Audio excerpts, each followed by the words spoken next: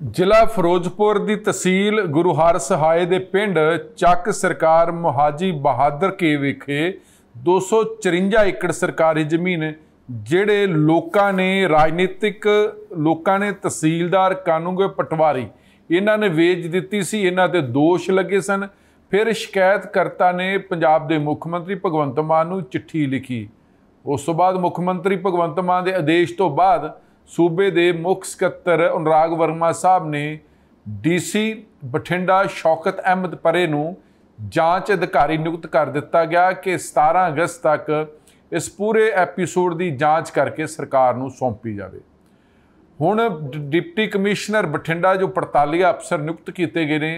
उन्होंने एक एक करके जिहड़े उस समय मौके ते सी जिन्हां दे वेले कानूगो सी पटवारी सी तहसीलदार सी ਜਾਂ ਵੇਚਣ ਵਾਲੇ ਲੋਕ ਉਹਨਾਂ ਨੂੰ ਤਲਬ ਕਰਨਾ ਸ਼ੁਰੂ ਕਰ ਦਿੱਤਾ।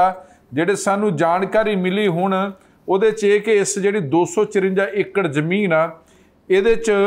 ਹੁਣ ਜਿਹਨੂੰ ਤਲਬ ਕੀਤਾ ਗਿਆ ਤਲਬ ਕਰਨ ਵਾਲਿਆਂ 'ਚ ਤਹਿਸੀਲਦਾਰ ਫਿਰੋਜ਼ਪੁਰ, ਤਹਿਸੀਲਦਾਰ ਗੁਰੂ ਹਰਸਹਾਏ, ਤਹਿਸੀਲਦਾਰ ਜੀਰਾ ਨੂੰ ਤਲਬ ਕੀਤਾ ਗਿਆ ਔਰ ਨਾਲ ਦੀ ਨਾਲ ਜਿਹੜੇ ਕਾਨੂੰਗੋ ਪ੍ਰਦੀਪ ਧਵਨ ਅਤੇ ਕੁਲਬੀਰ ਡੋਗਰਾ ਜਿਹੜੇ ਪਟਵਾਰੀ ਨੇ ਉਹਨਾਂ ਨੂੰ ਵੀ ਤਲਬ ਕੀਤਾ ਗਿਆ। और इस तो अलावा पिंड ਚੱਕ सरकार महाजी बहादर दे तहसील गुरु हरसाए की जी 254 एकड़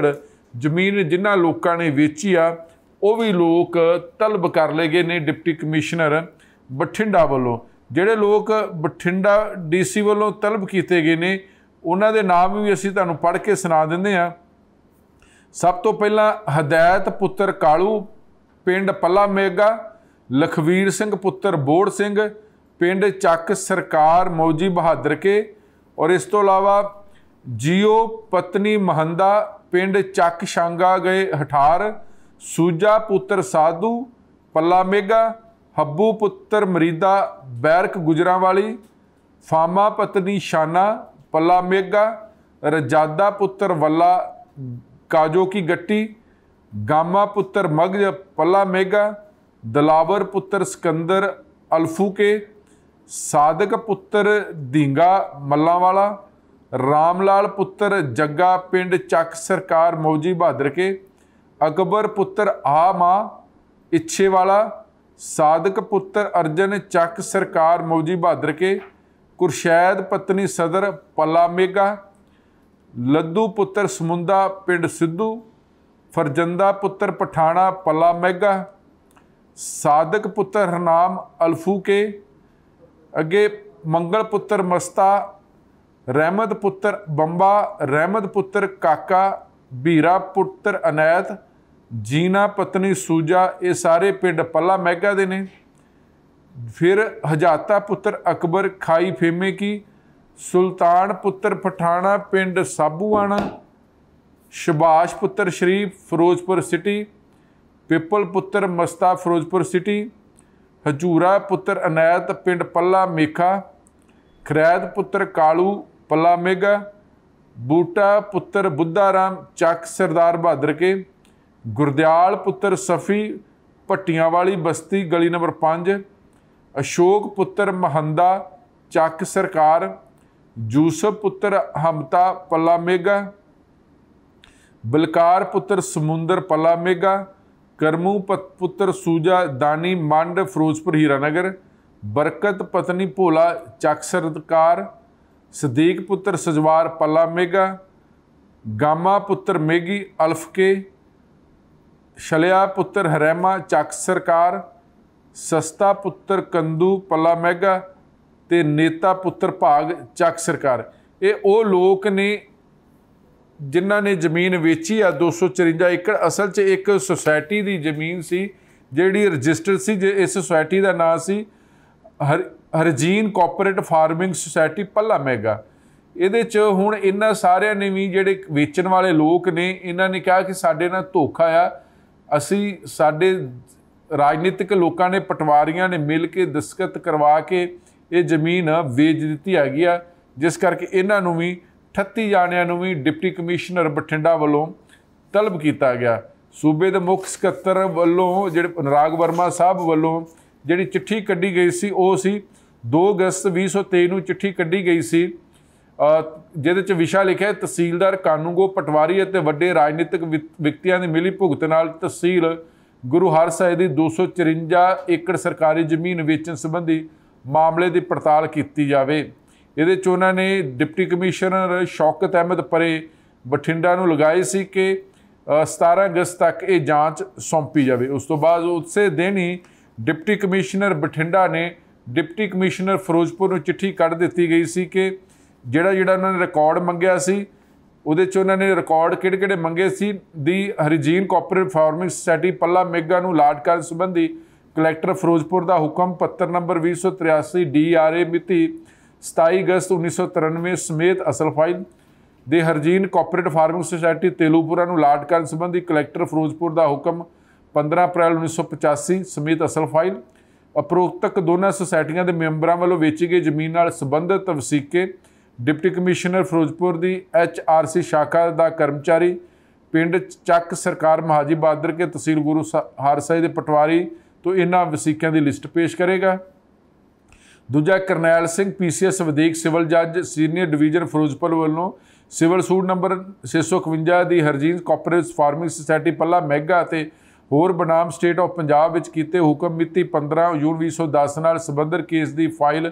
ਅਸਲ ਫਾਈਲ ਅਤੇ ਇਸ ਕੇਸ ਦੇ ਵਿਰੁੱਧ ਜ਼ਿਲ੍ਹਾ ਕਲੈਕਟਰ ਫਿਰੋਜ਼ਪੁਰ ਵੱਲੋਂ ਕੀਤੀਆਂ ਗਈਆਂ ਅਪੀਲਾਂ ਨਾਲ ਸੰਬੰਧਿਤ ਅਸਲ ਰਿਕਾਰਡ ਕਰਨੈਲ ਸਿੰਘ PCS ਵਧੀਕ ਸਿਵਲ ਜੱਜ ਸੀਨੀਅਰ ਡਿਵੀਜ਼ਨ ਫਿਰੋਜ਼ਪੁਰ ਵੱਲੋਂ ਸਿਵਲ ਸੂਟ ਨੰਬਰ 651 ਦੀ ਹਰੀਜੀਨ ਕੋਆਪਰੇਟਿਵ ਫਾਰਮਿੰਗ ਸੁਸਾਇਟੀ ਪੱਲਾ ਮੈਗਾ ਅਤੇ ਹੋਰ ਬਨਾਮ ਸਟੇਟ ਆਫ ਪੰਜਾਬ ਵਿੱਚ ਕੀਤੇ ਹੁਕਮ ਮਿਤੀ 15 ਜੂਨ 2010 ਐਕਸ ਪਾਰਟੀ ਹੋਣ ਦੇ ਜ਼ਿੰਮੇਵਾਰ ਕਰਮਚਾਰੀ ਅਧਿਕਾਰੀਆਂ ਵਿਰੁੱਧ ਕੋਈ ਕਾਰਵਾਈ ਕੀਤੀ ਗਈ ਹੈ ਤੇ ਜੇ ਹੈ ਤਾਂ ਫਿਰ ਉਸ ਨਾਲ ਸੰਬੰਧਿਤ ਅਸਲ ਰਿਕਾਰਡ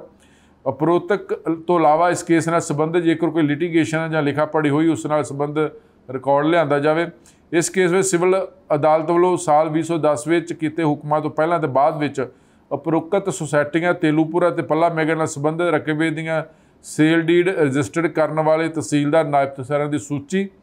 ਔਰ ਇਸ ਸੰਬੰਧ ਦੇ ਵਿੱਚ ਇਹ ਵੀ ਕਿਹਾ ਕਿ ਜਿਹੜਾ ਰਿਕਾਰਡ ਆ ਉਹ ਡਿਪਟੀ ਕਮਿਸ਼ਨਰ ਦਫ਼ਤਰ ਫਿਰੋਜ਼ਪੁਰ ਤਹਿਸੀਲਦਾਰ ਗੁਰੂ ਹਰਸਾਏ ਸੰਬੰਧਿਤ ਕਾਨੂੰਗੋ ਅਤੇ ਪਟਵਾਰੀ ਇਹ ਉਹਨਾਂ ਨੇ ਉਦੋਂ ਹੀ ਸਾਰਾ ਰਿਕਾਰਡ ਮੰਗ ਲਿਆ ਸੀ ਕਿ ਜਿਹੜੀ ਇਹ 254 ਏਕੜ ਜ਼ਮੀਨ ਆ ਇਹ ਘਪਲਾ ਹੋਇਆ ਫਰਾਡ ਹੋਇਆ ਉਹਦਾ ਸਾਰਾ ਰਿਕਾਰਡ ਮੰਗ ਲਿਆ। ਤੇ ਹੁਣ ਜਿਹੜੀ ਸਾਨੂੰ ਜਾਣਕਾਰੀ ਮਿਲੀ ਕਿ ਡਿਪਟੀ ਕਮਿਸ਼ਨਰ ਬਠਿੰਡਾ ਜਿਹੜੇ ਪੰਜਾਬ ਸਰਕਾਰ ਮੁੱਖ ਸਕੱਤਰ ਅਨੁਰਾਗ ਵਰਮਾ ਸਾਹਿਬ ਵੱਲੋਂ ਨਿਯੁਕਤ ਕੀਤੇ ਗਏ ਨੇ ਉਹਨਾਂ ਨੇ ਰਿਕਾਰਡ ਸਾਰਾ ਮੰਗ ਲਿਆ। ਇਹਦੇ 'ਚ ਉਹਨਾਂ ਨੇ ਤਲਬ ਕੀਤੇ ਨੇ 12 ਤਰੀਕ ਲਈ ਕਾਨੂੰਗੋ ਪ੍ਰਦੀਪ ਧਵਨ ਅਤੇ ਕੁਲਬੀਰ ਡੋਗਰਾ